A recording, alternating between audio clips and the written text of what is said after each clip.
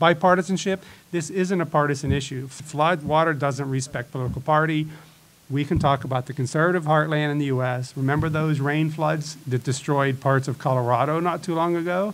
Or how about the 41 inches of rain in East Baton Rouge last summer? How about in South Carolina? Charleston got whacked 2 years ago. Houston has this problem. There are so many places in the U.S. that has this problem. We are reactive in this country. We are not thinking about long term. We have 4-year election cycles or 2-year election cycles, and that's what our politicians love, and they don't care about 30 years from now. Meanwhile, these kinds of changes in sea level rise and climate, they are long-term challenges, and we need to be prepared for it, and we're not. We're getting to get stranger weather, we need to prepare for it, but there's a lot at risk. We're going to lose a lot of economic activity, we're going to kill a lot of people if we don't deal with this.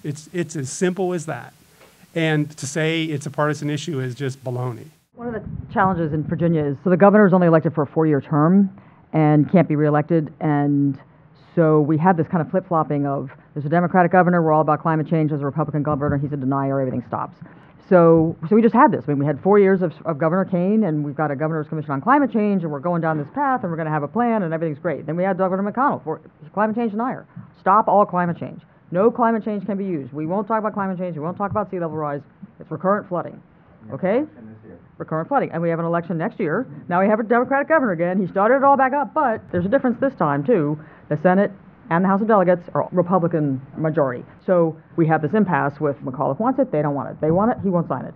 There are certainly efforts underway in many places, but unless they're collaborated, we're in for long-term problems. If you get people engaged in solving problems, like it's flooding, let's all work together to solve it, that goes a much longer way into talking about climate models and things that we all believe in, but ultimately don't help you solve the problem. I think that's the operative word is flooding and water. Everyone gets that. And the blue collar community, we've got to deal with this stuff. Like it's not fancy scientific stuff. It's not climate change models. It's like, here's the flooding right now. It's going to get worse.